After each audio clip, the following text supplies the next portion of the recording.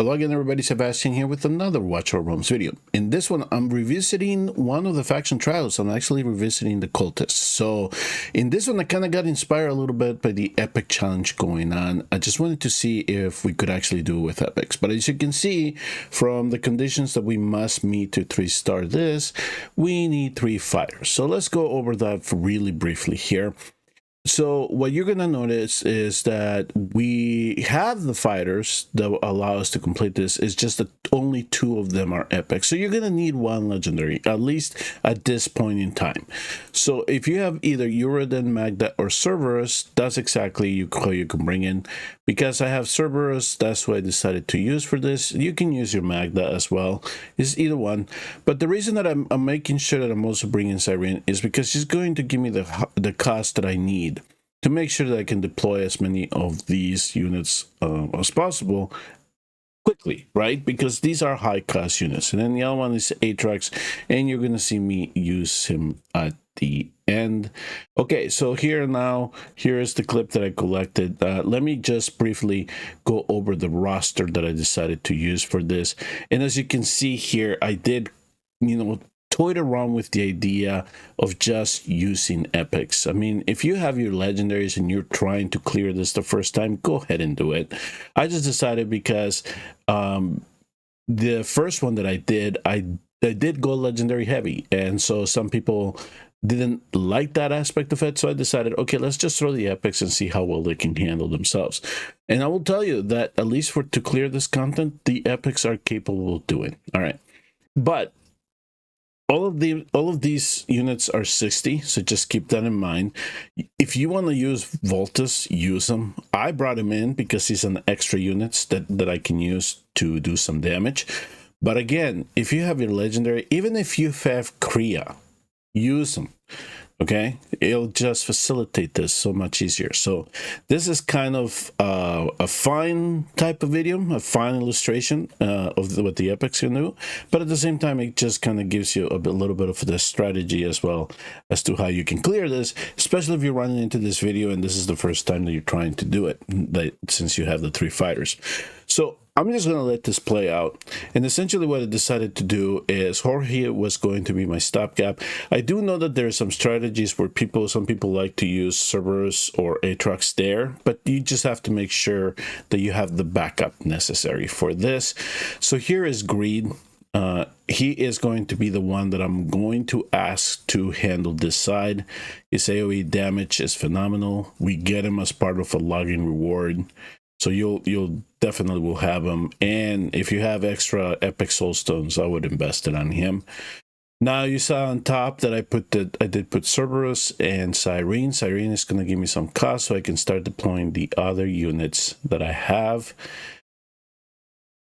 Okay, as you can see now, I do have a vessel and Eon placed down at the bottom alongside Hollow here. I will show you all the builds at the end, but one of the things that I will tell you ahead of time, that what I decided to do is that I was going to put Eon in a Mana Spring set because I just wanted to use her ultimate. That's essentially what I wanted to get out of her, and to be readily available when these flying units were going by. So as you're going to see me here, I am going to activate it as they go by, so I can hang back a couple, so they don't overwhelm Voltus, okay? And they don't overwhelm Greed. And yes, I am using Voltus here.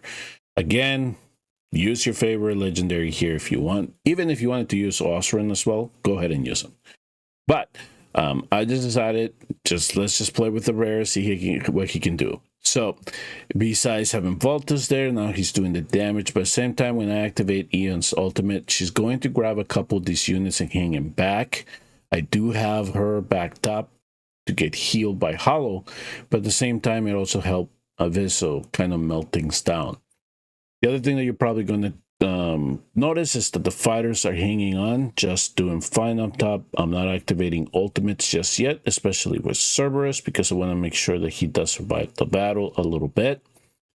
Now you do see Cerberus gaining some health there, and that's because he does have a Lunar Visor artifact on him.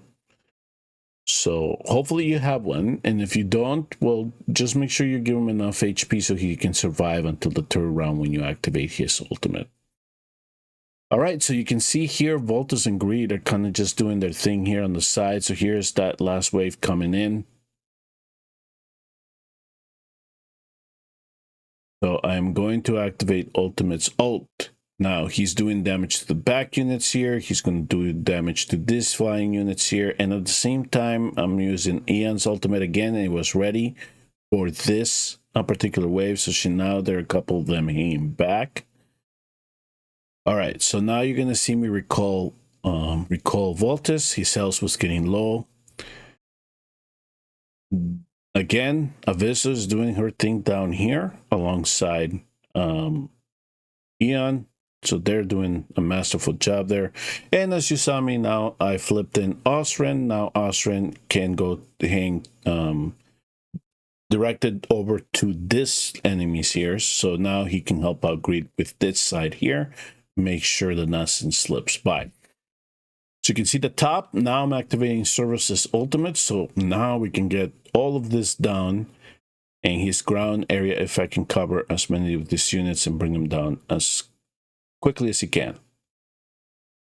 All right, so two things to worry here at the last part is you're going to have to worry about these side units here. So you're going to have to make sure that whatever mages you or units you deploy here, that they can melt them down. Again, Jorge's hanging on. I'm not too worried about him. Now, I am going to recall some units here. Once this side is done, I'm going to recall them. And this is now where I'm playing Aatrox. Now, what I want you to notice, though, is that I did place down Aatrox. He did die, but now there is the ground area effect. So he's going to be doing some damage out of that. And then the other thing that I did is now the Voltus is ready again. I took out Hollow. We no longer need the healing. But just in case something were to slip by, he can actually then take care of the units that any that get out of the Avisa's range, and at least Avisa did enough damage where Voltus could just finish it off and make sure that nothing slipped by. And that is exactly how we have fun with epics, and that's how they were able to clear this stage, Faction Trials 12 for the Cultists. Now, I'm going to show you the builds here. One of the things that I did try to do, because some of players do like to see it maybe not done with T2 sets. I did try to focus primarily in T1 sets for the heroes. So I'm just going to let things run in terms of the stats so you can kind of see how they were built. I did try to correct cap them if I were possible. I am showing you the artifacts so you can see why Cerberus was gaining a little bit of health with the Lunacy Visor. Greed here with the faction set. His critical damage was, right on par, 300, 11,000 attack, some speed to make sure, rage regen if at all possible. And then you can see here, Osran again, curse set, does more damage as more units are on the area. So this is kind of like after you farm a while, you have all these particular sets on you. You might actually even have all the epics at this point if you get lucky enough. Avisa here, again, wisdom set. Around 11,000 attack, 276 critical damage. And then Aatrox, I put him in a Night Terror set. Give me a little bit more critical damage. So you saw there. I used primarily just use him for his ground area of effect there at the end. And then we needed the third flyer. The third fighter, Hollow, again, as Calippo said. So not inviged. Now, if you have a good invig set, put it on it, and then make sure that she invigs Avisa, and now she should be able to handle those waves, those demons down at the bottom a little bit easier. Again, now, Ian, speed build, I just wanted to make sure that her ults were available so we could apply vulnerability, make things a little bit easier for the damage dealers. Jorge, as Clippy said, just pump up his HP as much as you can, pump up his defense as much as you can, and he should be able to survive that onslaught of units that he has to handle. Remember, he has a plague in his kit that's also supposed to be doing damage. So that kind of helps with those units as well. That's essentially what he was made for, essentially, is for this stage. A very low level Bastion Ring, Cyrene, low level Lunacy Visor, Chalice of Use here. If you have Tea of Spawn for Hollow, if you have a Euphoric Orb, use that. Again, Aviso had White Tower Trinket because it gives extra attack. But here's the thing, is if you have Tier Twilights, use your Tier Twilights, especially in your heavy damage dealers, because those are the best ones to use. I had a very low level Heaven Rage here for Osran, so that's what he got. Now for Greed, if you have an exclusive, use it. All right, it's a very good artifact. And if you want to try a Tier Twilight to make sure that he has a little bit more damage, you can do that. The reason that I picked 9 Dames of Sorrow for him is because I wanted that ultimate back as quickly as possible. Slow down all those units. You know, they're splitting. So you just want to make sure that Jorge does not get overwhelmed. So if I could get back to his rage to slow things down and do the damage at the same time, even better. So that's exactly why I used 9 Names of Sarah for him. Again, if you have his exclusive, if you're lucky enough to get his exclusive, use that one as well.